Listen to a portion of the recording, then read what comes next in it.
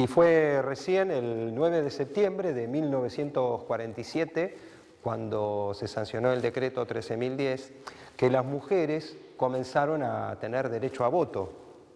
Entonces, en la República Argentina el voto comenzó a ser realmente universal.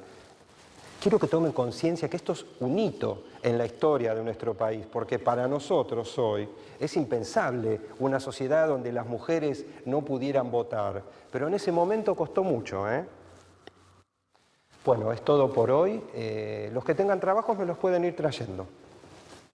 ¿Necesito? Ya está, yo ¿No?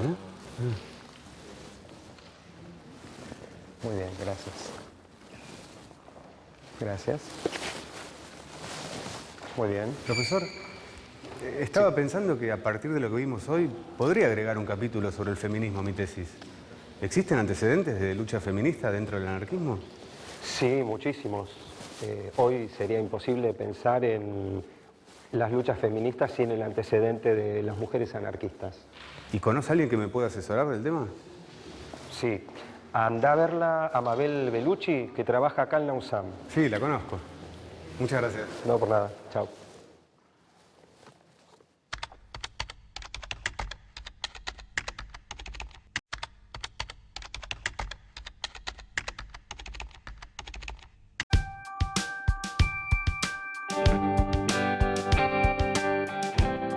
El anarquismo propone una sociedad igualitaria, donde la libertad y la solidaridad sean las bases de las relaciones entre las personas. El espacio donde se difundió con más fuerza fue en el movimiento obrero, pero también tuvo presencia en la vida social y cultural del país. El profesor me dijo que es imposible imaginar cualquier lucha feminista de hoy sin el aporte de las ideas libertarias. Hola, Mabel. ¿Quién es? Sí, soy Ernesto. Dale, espero. ¿Qué papel tuvieron las mujeres dentro del anarquismo? ¿Cuáles eran las consignas que defendían hace más de un siglo? ¿Qué es el anarcofeminismo? Mabel, ¿en qué época se empieza a gestar esta necesidad de las mujeres de juntarse por sí mismas? Mira, son entre la primera y segunda década del siglo XX, cuando, bueno, ya el anarquismo ya ha ingresado masivamente en la sociedad. Es un momento de gran explotación, donde no hay leyes de protección a la clase trabajadora, donde están leyes que son muy impugnativas, que expulsan masivamente. Y además, estas mujeres tienen la peculiaridad que son compañeras de varones que siempre están en la mira de la justicia. ¿Les era difícil, complicado juntarse, organizarse? Ellas más que nada se reúnen para debatir en torno a la cuestión social. Mismo necesidad de estar juntas las lleva a reflexionar sobre su condición de subordinación, que era muy grande. El anarquismo entiende que hay una opresión generalizada y dentro de esa opresión las mujeres entran como minorías, como también entran muchos otros grupos más adelante. El anarquismo permite esa politización, justamente como está en contra de todo orden, les permite ver y llegar más a fondo a lo que significaría lo que hoy entendemos como el orden patriarcal. Lo que sí hay dos grandes referentes, que fueron Juana Rocabuela y Virginia Volten, que en realidad son grandes figuras, no solamente del movimiento anarquista. Estas son como excepcionales, son mujeres que están conectadas con el afuera, son mujeres muy cultas, autodidactas, que van entendiendo lo que es el proceso político, no solamente nacional, sino internacional. Y ellas son las que publican las primeras publicaciones anarquistas para mujeres. ¿Cuáles eran los ejes de debate que proponían estas publicaciones? Y veían con mucha atención esa masculinidad que era tan terrible. Era una masculinidad impiadosa. Calculen que ellas tenían que solventar casi toda la cotidianeidad de una familia numerosa sin ningún tipo de ayuda. y además se sentían como no solamente acorraladas, sino que sus propios compañeros también les impedían tener un mayor desarrollo. Las mujeres anarquistas tuvieron que abrirse camino en un contexto muy hostil. Vistas desde el presente, sus propuestas eran de avanzada, estaban adelantadas a su tiempo. Ellas tenían una idea que aún se sostiene en muchas corrientes feministas, que el matrimonio era una estructura burguesa que llevaba a que fuese una forma de prostitución donde se sostenía por lazos económicos, y lo que ellas proponían era el amor libre y la relación de un hombre y una mujer reunidos a través del amor y de la lucha. ¿Había algún tipo de control sobre la natalidad? Sí, en ese sentido fueron pioneros. Calcula que en 1902 la Federación Obrera Argentina en sus pautas programáticas tenía el tema de lo que hoy se llamaría planificación familiar. Por una cuestión muy simple, porque las familias eran muy numerosas. Entonces, para hacer la revolución se necesitaba un número menor de hijos. Y hoy en día, ¿qué importancia se le da a la lucha de estas mujeres? Es muy importante haber tenido estas figuras. Y la historiografía de mujeres, la historiografía feminista, recae mucho sobre estas figuras. Y a veces me parece que exageran un poco, evidentemente por su cuestión épica, porque no es tan fácil en ese momento encontrar a estas mujeres. No es en el presente, menos aún en aquellos momentos. Entonces me parece que siempre recabar más información sobre ellas para nosotras también nos ayuda en nuestro presente y básicamente en nuestro recorrido como movimiento feminista. Las palabras de Mabel Bellucci me dejaron pensando. Estamos a principios del siglo XXI y aún hay temas como la planificación familiar, el aborto o el amor libre que tienen mucha resistencia en ciertos sectores de la sociedad. Sorprende pensar que hubo mujeres que hablaban de esto en 1880. ¿Cómo hicieron para levantar esas banderas en una sociedad tan desigual como la de su época? ¿Quiénes eran esas mujeres y cómo eran? El anarquismo siempre tuvo una gran proporción de contingentes femeninos. Esto es una expresión más o menos universal. Y si se analiza bien lo que ocurrió en España y lo que ocurrió en nuestro país, desde luego, se verá que hay un fuerte componente de mujeres en la fuerza ideológica y política representada por el anarquismo. Eso por un lado. En segundo lugar, el anarquismo, desde mi perspectiva, tiene un interés central en algo que denominamos la revolución doméstica. Entonces, el anarquismo, al poner patas por arriba el esquema societal en donde rige la juridicidad del Estado, en realidad se compromete más con la esfera, por así decir, doméstica. Porque en realidad lo que tenemos es un régimen de sociedad civil en donde lo doméstico tiene una gravitación muy particular. Entonces avanza sobre una serie de denostaciones de lo que es aspectos fuertes de la vida civil atada al régimen del Estado. Entonces altera los sentidos, obviamente, del matrimonio y altera sobre todo los sentidos dados a la institucionalidad de los sentimientos. El anarquismo, salvo excepciones, hay excepciones, no reconocía la lucha de la mujer feminista como una lucha específica, porque ¿qué se creía? Que ya está, con el anarquismo alcanza, ya ahí no hay por qué, nadie tiene por qué pedir sus derechos específicos. Somos anarquistas y con el anarquismo vamos a cambiar el mundo y al cambiar el mundo cambia todo. Bueno, ya sabemos que si cada grupo no lucha por sus derechos, por no sé cómo decirte, no se planta a decir acá estamos las mujeres y tenemos estos derechos y queremos este tipo de cosas, no fuimos reconocidas. Venimos de 5.000 años de patriarcado, por lo menos 5.000 años de patriarcado que se conocen. Por lo tanto, el anarquismo también tiene una parte que es patriarcal. Como te digo, no todo. Yo reivindico compañeros anarquistas que nos han reconocido, pero bueno, hay que trabajar también en este sentido para que realmente podamos lograrlo y que realmente seamos sujetos y no objetos dentro de la humanidad. Como que la mitad de la humanidad está discriminada, oprimida y no sé cómo subestimada, y eso hay que reconocerlo.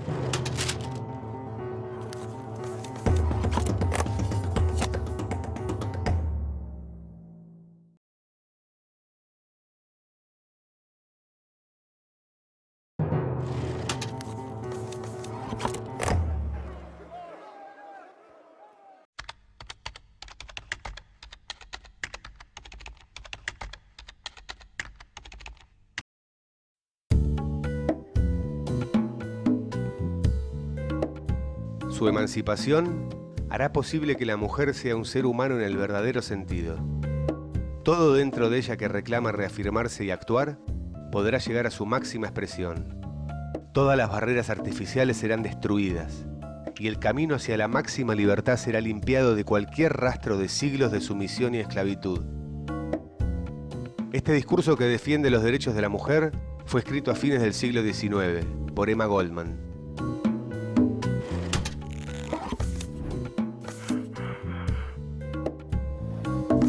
Emma Goldman fue quizás la más destacada de las mujeres anarquistas, una gran difusora de las ideas libertarias y una pionera en la lucha por la emancipación de la mujer. Nació en Lituania en 1869. A los 13 años tiene que abandonar los estudios y ponerse a trabajar. Poco tiempo después, parte con su hermana Elena hacia los Estados Unidos, escapando de las persecuciones a los judíos. En Norteamérica comienza a trabajar como obrera textil. Es testigo de las revueltas de Haymarket y de la muerte en la horca de los llamados mártires de Chicago.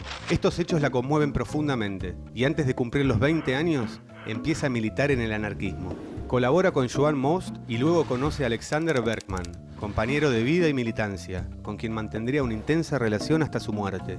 Su lucha no solo incluye un fuerte discurso en defensa de los trabajadores explotados, también se posiciona en contra de la Primera Guerra Mundial y a favor de la libertad sexual y la emancipación femenina. En 1917, Emma Goldman es expulsada de Estados Unidos a Rusia. El director del FBI, Edgar Hoover, la había llamado la mujer más peligrosa de América. Son los primeros años del gobierno soviético y Emma puede ver con sus propios ojos la represión bolchevique. Sus discrepancias con Lenin la obligan a escapar de Rusia en 1921. Tras años en Canadá, se traslada a España en 1936 para sumarse a la revolución anarquista. Murió en 1940 en Toronto. Luego de años de tener prohibida la entrada a los Estados Unidos, pudo ser enterrada en Chicago, en el mismo cementerio donde descansan los restos de los mártires de Chicago.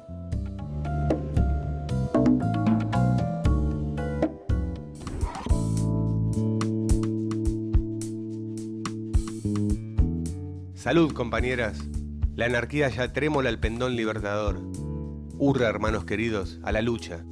Fuerte el brazo y sereno el corazón. Que no haya entre nosotras rezagadas. Nuestra lucha es a muerte y sin cuartel. Hurra, hermanas queridas, otro esfuerzo. ¿Y quién duda que habremos de vencer? Virginia Woolten escribió estas líneas en el primer número de La Voz de la Mujer, el periódico anarco-feminista que publicó entre 1896 y 1897, en Buenos Aires y en Rosario.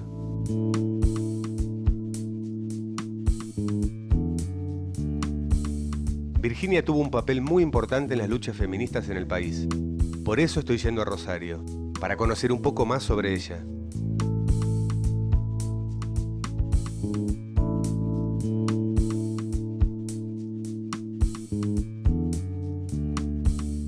Rosario fue una de las ciudades donde el anarquismo tuvo un mayor protagonismo, porque en la Argentina el movimiento se trató de un fenómeno urbano más que rural, y creció mucho en aquellas zonas donde había un elevado desarrollo industrial. Para seguir investigando sobre Virginia Woolten, me voy a encontrar con Nora Usensky y Mariana Fontana. Ellas estudiaron la vida de esta obrera anarquista y tienen mucho para contarme. Yo necesito saber sobre Virginia Woolten. Ella pertenecía a una familia que vivían en San Luis. Los padres se separan y ella y un hermano se vienen a Rosario. Evidentemente eran muy humildes y entraron a trabajar a un establecimiento como era la Refinería Argentina.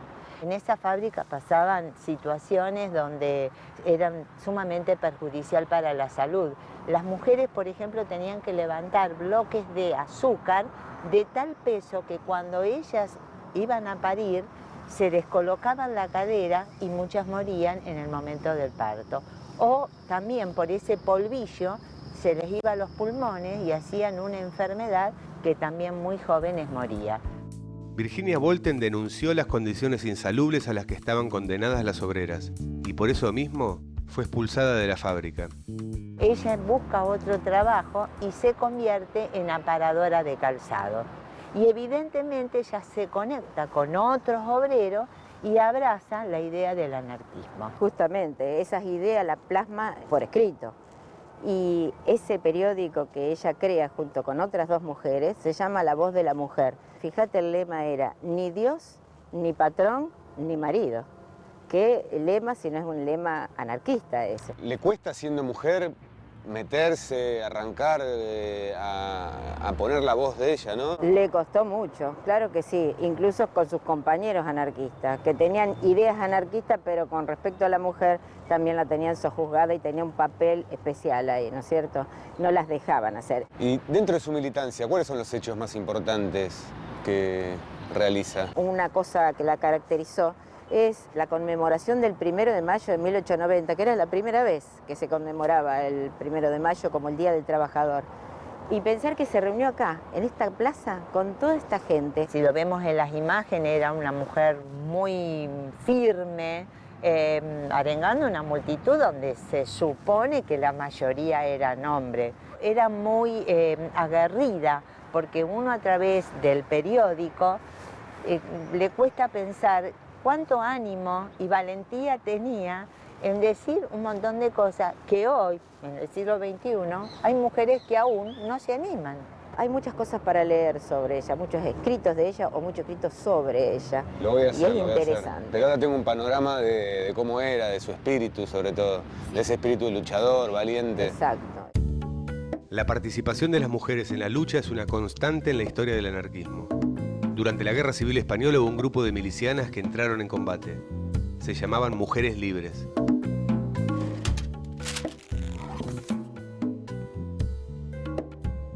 En 1936, un grupo de mujeres de Madrid y Barcelona fundaron Mujeres Libres. Sostenían que las mujeres eran esclavizadas de tres formas: la ignorancia, su rol como obreras y la subordinación de la mujer a la figura de madre. Mujeres Libres tuvo que pelear por su lugar dentro del movimiento anarquista. Responsabilizaban a sus compañeros de haber descuidado la formación intelectual de las mujeres. Fundaron un órgano propio y llegaron a publicar 14 números.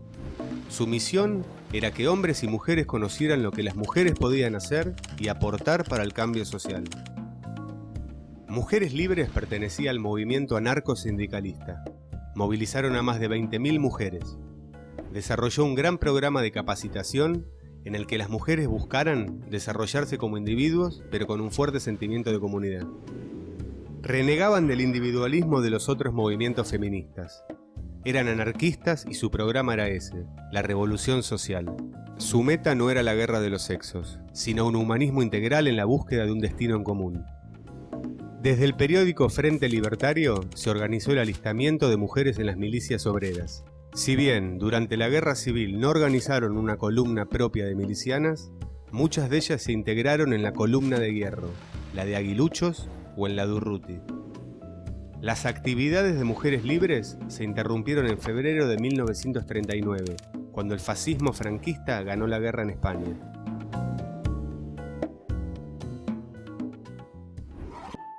Todavía hoy, en los medios de comunicación, las mujeres son maltratadas, provocando el enojo de algunos y la indiferencia de muchos. En 1896, había un diario que difundía las ideas libertarias para las mujeres. ¿Cómo era esa publicación? ¿De qué manera eran recibidas esas palabras? Buenas tardes. Hola, ¿qué tal? ¿Cómo va? Estaba buscando información sobre anarcofeminismo.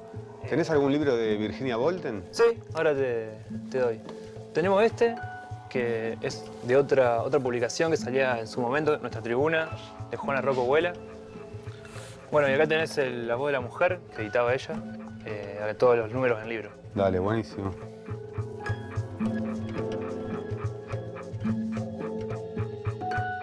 Cuando nosotras, despreciables e ignorantes mujeres, tomamos la iniciativa de publicar La Voz de la Mujer, ya lo sospechábamos.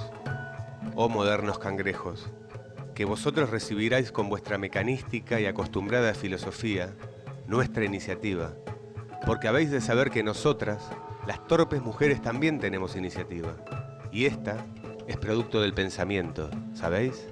También pensamos. Si vosotros queréis ser libres, con mucha más razón nosotras, doblemente esclavas de la sociedad y del hombre. Ya se acabó aquello de anarquía y libertad, y las mujeres a fregar. Salud. En un momento, un grupo de mujeres entendió que necesitaba una publicación propia. Ellas insistieron en que querían dirigir y publicar y escribir en un periódico. Algo que no sucedía, si bien había mujeres rodeando los núcleos que hacían los periódicos anarquistas, no dirigían los periódicos ni apenas escribían. Entonces, la importancia de La Voz de la Mujer es haber podido sostener durante 10 números, aunque alguno está perdido, con una edición en Buenos Aires y otra en Rosario, un discurso desde la mujer, anarquista, ellas aclaraban que era anarquista y no feminista, desde la mujer.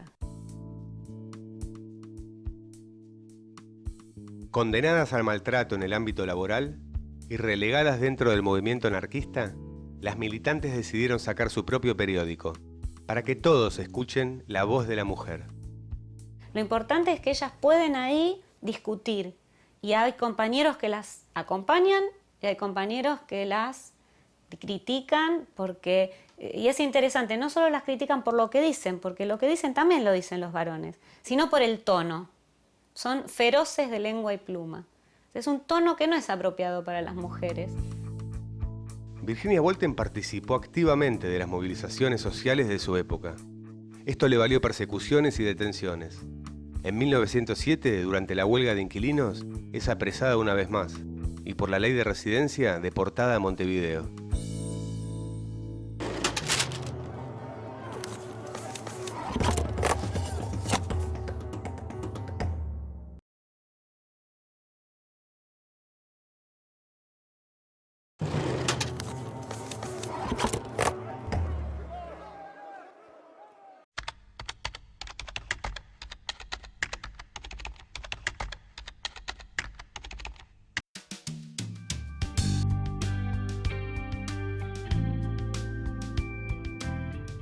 Del otro lado del río, las anarquistas también se destacaban en la lucha por la emancipación. Luce Fabbri fue una de las figuras más relevantes. Estoy en Montevideo para conocer su vida y su obra. La revolución libertaria es la ruptura, o la transformación en el sentido de la máxima elasticidad de los moldes de la sociedad actual. Moldes que llamamos capitalismo y Estado, y que son, por otra parte, anacrónicos en su rigidez estructural frente a la polémica del hombre de hoy, y desde un principio, inadecuados y arbitrariamente constrictivos frente a las posibilidades y las exigencias colectivas e individuales del hombre de siempre. Luce nació en Italia y desembarcó en Uruguay a los 20 años. A partir de ese momento, desarrolló un intenso trabajo como intelectual y educadora. Falleció en el año 2000, pero su recuerdo sigue vivo en quienes la conocieron. Leticia Soler fue su alumna y luego su amiga. Nadie mejor que ella para acercarme a su historia. Leticia, yo quería que me cuentes un poco sobre la vida de Luce Fabbri. ¿Cuándo llega a Uruguay? ¿Por qué viene? ¿Qué ideas traía? Luce vino acá perseguida por el fascismo italiano. La familia hizo la opción de irse de Italia.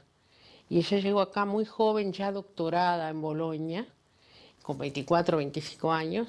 Y empezó a trabajar acá en la enseñanza secundaria, en el Instituto de Profesores, recién hace pocos años de creado, o cuando se creó, y por la misma época en la Facultad de Humanidades y Ciencias se llamaba en ese momento. ¿Ella fue maestra tuya? Fue profesora de Historia de la Civilización Italiana, fue profesora escritora y fue profesora de literatura italiana. Así empezó mi relación con Luce.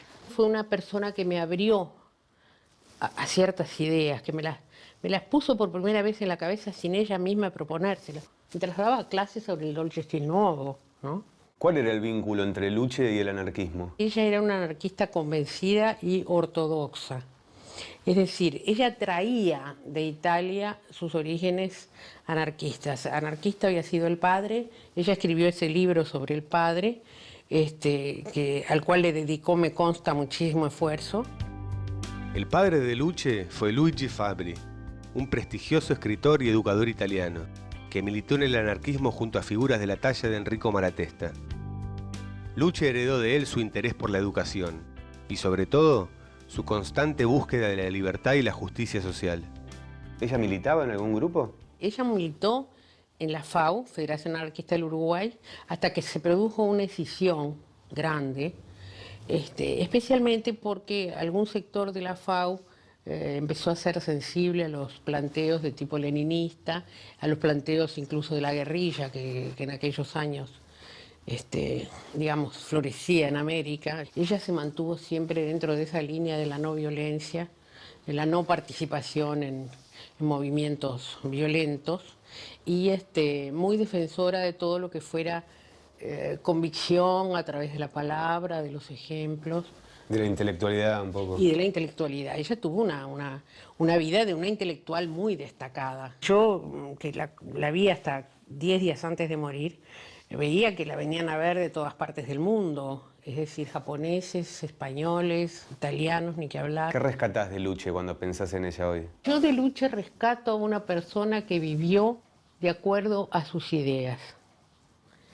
Rescato a una figura pura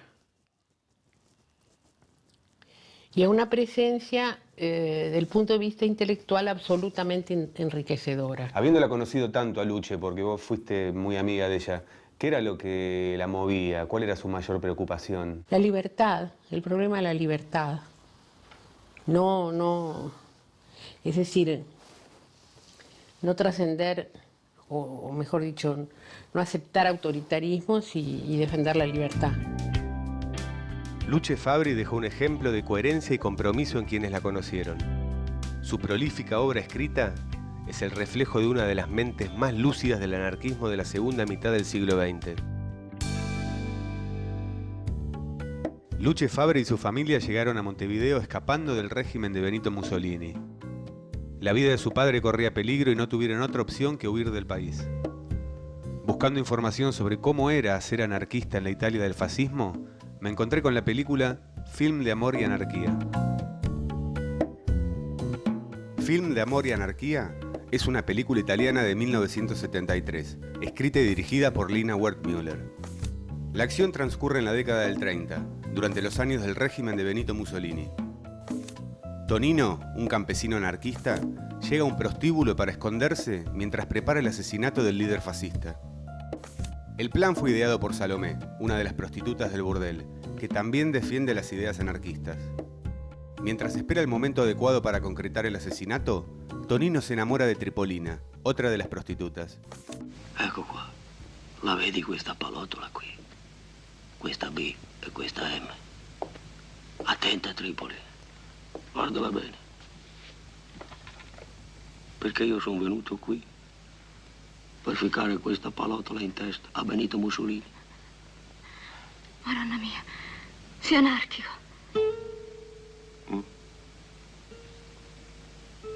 Adesso, amore mio, la mia vita è nelle tue mani. Perché se tu vuoi far cirere fascista, allora vattene subito, vattene. Poi mi torno giù a fatica, a farmi questa carne nei fatienda. E non ci pensi più. E perché? La politica, ma che ce ne fotte a noi? Perché? Perché c'è un momento che uno ci viene che dice adesso basta. E che sente che una roba la deve fare. E insomma questa roba io la devo fare, la farò. El amor de Tripolina y la cercanía del día del atentado llenan de dudas a Tonino, y la vindicación de Mussolini corre riesgo de no concretarse. Ci penso sempre a quel momento lì quando ci avrò da sparare. Porca vacca, mi sento morire, vero? La roba qui mi viene. La paura è una cosa naturale. I fascisti non hanno paura, ammazzano la gente. Ma te sei un anarchico. Sí, anárquico. La situación extrema lleva a Tonino a un quiebre emocional. El crimen nunca se concreta y el amor tampoco. Con humor y sin juicios morales, Lina Wertmüller cuenta una época de la historia política de Italia. Film de amor y anarquía es una tragicomedia sobre la militancia y las relaciones humanas.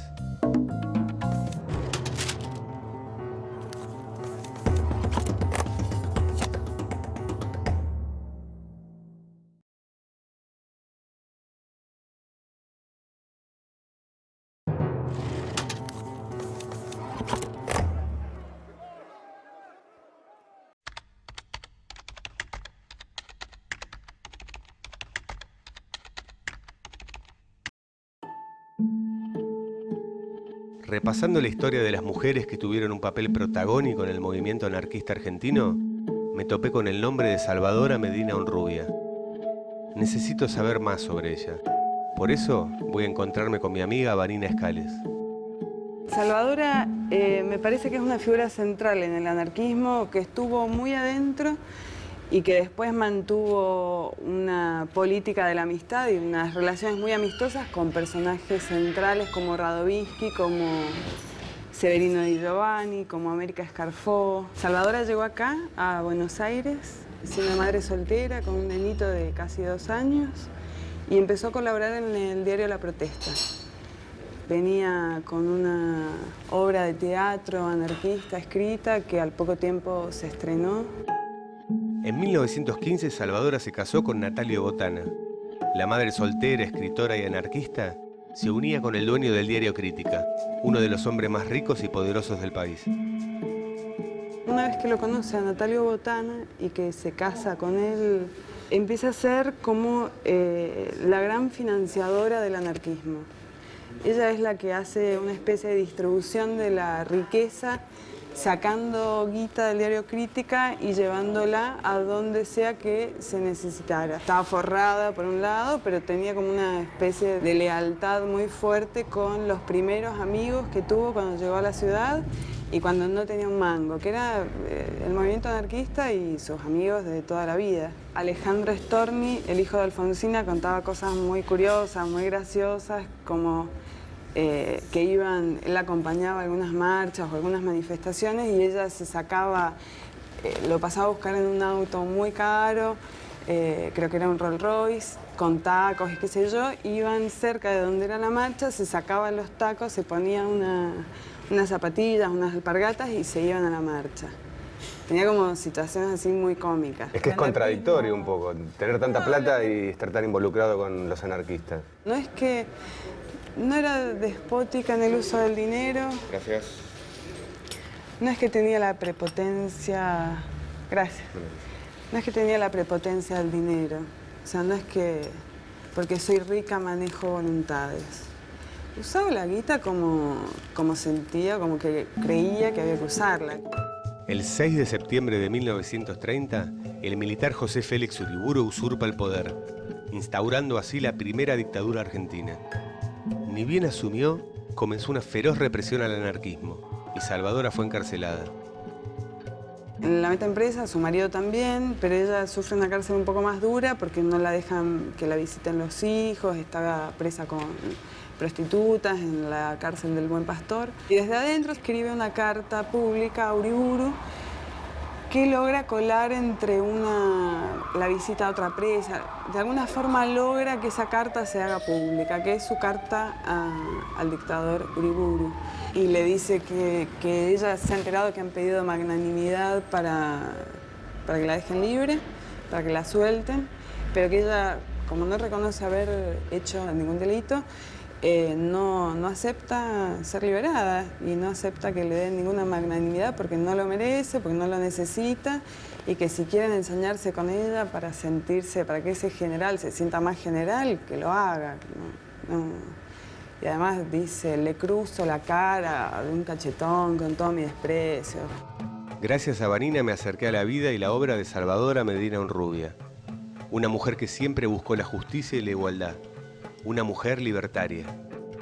En sus obras de teatro, Salvadora escribió personajes femeninos que desafían las convenciones sociales. Como todos los textos que denuncian la dominación masculina, sus trabajos se vinculan con un libro que fue escrito hace más de 2 siglos, Vindicación de los derechos de la mujer.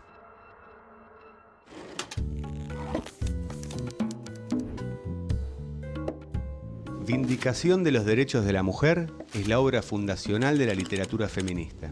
Su autora, Mary Wollstonecraft, nació en Inglaterra en 1759. Hija de una familia burguesa empobrecida, conoció tanto la buena educación como el trabajo duro, antes de dedicarse a la escritura. Compartía las ideas libertarias con su compañero William Godwin, precursor del pensamiento anarquista, y con su yerno, el poeta Percy Shelley. El libro discute la subordinación naturalizada de la mujer y reclama para ellas el acceso a nuevas ideas de individualidad y autonomía de los sujetos, que la Ilustración solo atribuía al género masculino. Si los derechos abstractos del hombre son sometidos a discusión y explicación, los de la mujer, por un razonamiento similar, no escaparán al mismo análisis. Que la mujer comparta los derechos del hombre y emule sus virtudes, pues se perfeccionará si se emancipa. La autora expone una crítica al modelo patriarcal dominante en el trabajo, la familia y en toda la sociedad. Exige una educación que busque formar la igualdad de ambos sexos, reivindicando la capacidad de la mujer de elegir su propio destino. Las reivindicaciones de las mujeres anarquistas tienen muchos puntos de contacto con las de las feministas, pero a pesar de las similitudes que han tenido a lo largo de su historia, no hay que confundirlas, porque no son lo mismo. Si uno lo piensa, las mujeres anarquistas son profundamente feministas en sus reivindicaciones tempranas, ¿no? La opresión en el hogar, la posibilidad de utilizar su propio cuerpo, de poder dirigir sus propias vidas, son muy feministas en ese sentido. Sin embargo, en el sentido de la época no lo son, porque el feminismo tenía otras preocupaciones centrales como los derechos civiles, la igualdad de la mujer, sobre el voto. ¿Cómo puede ser que las anarquistas no sean feministas? Porque para mí el feminismo y el anarquismo van de la mano. Las anarquistas nunca quisieron ser identificadas como feministas, pero al mismo tiempo creo que paradójicamente también estamos de acuerdo en decir, yo misma lo he dicho, que hay una suerte de feminismo anarquista, ¿no? De contrafeminismo anarquista, porque hay una serie de, digamos, de principios, de apreciaciones, de deseos de las anarquistas que van más allá de lo que propone el programa feminista del periodo. Ya sé que el feminismo se le puede hacer millones de críticas, nosotros también se las hacemos. El feminismo trepador, el feminismo funcional al sistema, el feminismo funcional al patriarcado, allá ellas, con su historia, allá ellas. Nosotras somos de la línea autónoma que entendemos que el feminismo es una herramienta de cambios de la sociedad, para mí capitalista y patriarcal, y que si no eliminamos el patriarcado no hay cambios posibles. El anarquismo ha tenido pensadoras y pensadores como Emma Goldman y Emile Armand que han trabajado sobre la destrucción de la familia, la pareja, el amor romántico, el compartir el cuerpo de maneras más libertarias. Estas pensadoras y pensadores anarquistas trabajaron el tema de ver cómo hacer para que no se reterritorialice la propiedad privada en el interior de las existencias de las personas. Gran parte de aquellas personas que podrían ser incluidas dentro de estos movimientos o estas micropolíticas estarían de acuerdo con la expresión de otras formas de vida que, por un lado, atenten contra el mundo tal como lo conocemos y que, por el otro, vivan hoy como se supone deberíamos vivir mañana. El pensamiento libertario se opone a todo tipo de dominación. No solo la económica, también la relacionada con el cuerpo y la sexualidad. Por eso los anarquistas fueron pioneros en pelear por la igualdad entre los hombres y las mujeres. El feminismo era un discurso que circulaba en Europa y en América Latina desde fines del 19, principios del 20. No era un invento anarquista, ¿no? Era algo que circulaba y que ellos tomaron con muchísima decisión, pero los feminismos europeos eran unos feminismos desde el punto de vista anarquista, sufragistas, o sea, que buscaban el voto femenino, buscaban que las mujeres tuvieran los mismos derechos civiles que los varones, los derechos al trabajo, todas cosas que a los anarquistas les parecían menores frente a la destrucción del capitalismo, que era lo que había que hacer. Entonces, la etiqueta feminismo no la querían usar. Imaginemos cómo las anarquistas van a estar a favor del divorcio si están en contra del matrimonio legal. Entonces, es consecuencia de una posición que es anterior y que es la antilegalización que quiere de la vida el anarquismo. Reconocían al feminismo como una cosa de señoritas burguesas.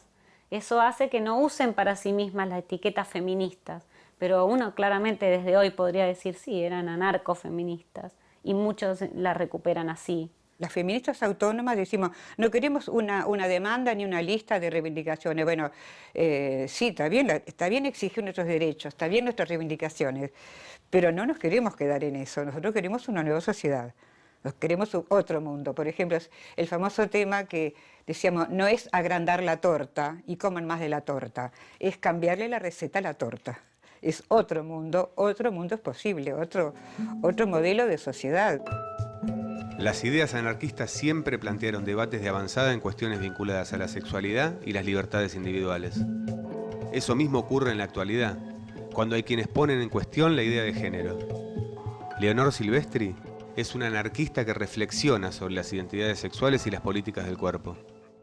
Se suele pensar que nacemos en un cuerpo dado que ya viene con unos sexos y eso es un dato natural. O sea que los varones y las mujeres son por naturaleza y que eso tiene que ver con, inapelablemente, indiscutiblemente, con unos datos estéticos que estamos muy acostumbradas a leer de manera fija en estas identidades. Y que a esos cuerpos, ya divididos en dos, varón-mujer, se le asigna un set de conductas que se llama género.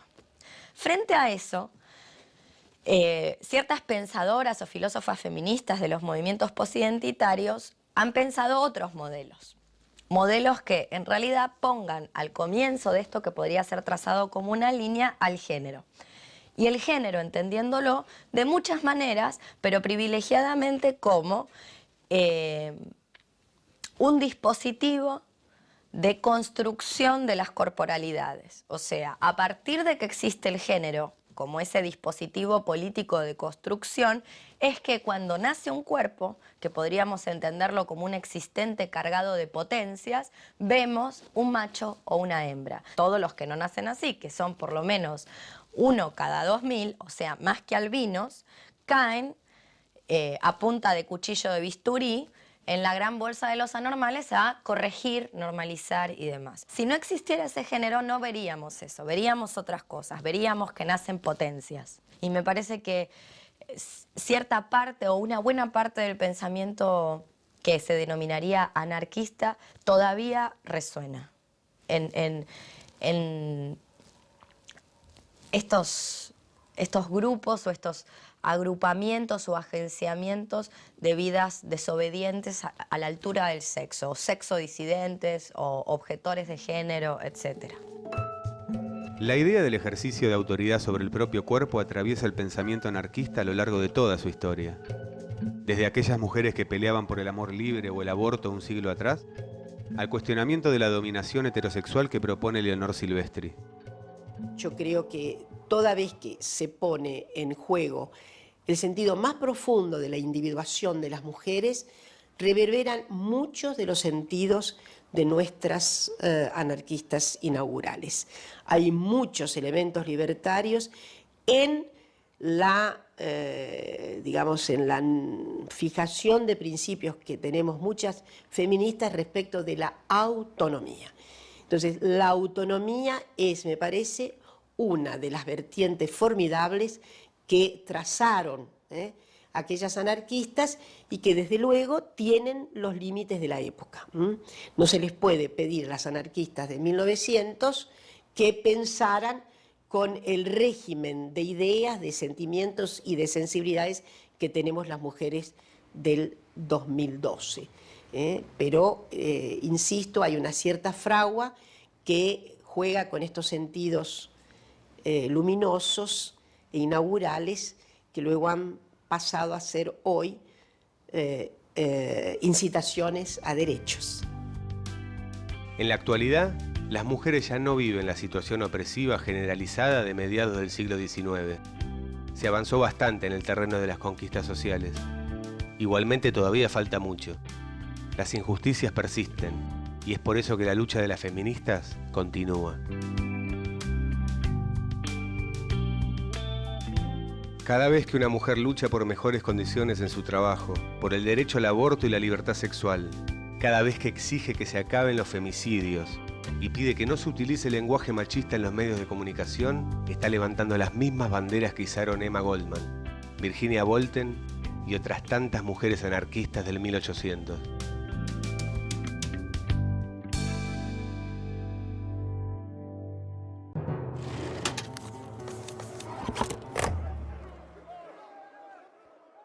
Estuve leyendo sobre la represión durante la primera mitad del siglo XX. Me imagino que los anarquistas no deben haber escapado a esto, ¿no? No, para nada.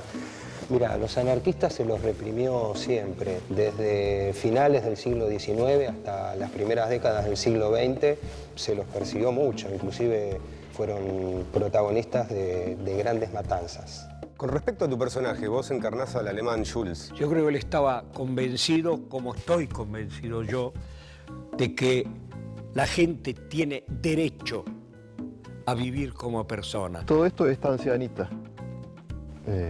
acá donde se concentraron todos los trabajadores de la zona sur del río Santa Cruz y algunos que escapaban de los fusilamientos de Cañadón León, y concluye con la huelga, en este caso, en esta segunda oportunidad, con el fusilamiento de una gran parte de los trabajadores que estaban acá concentrados.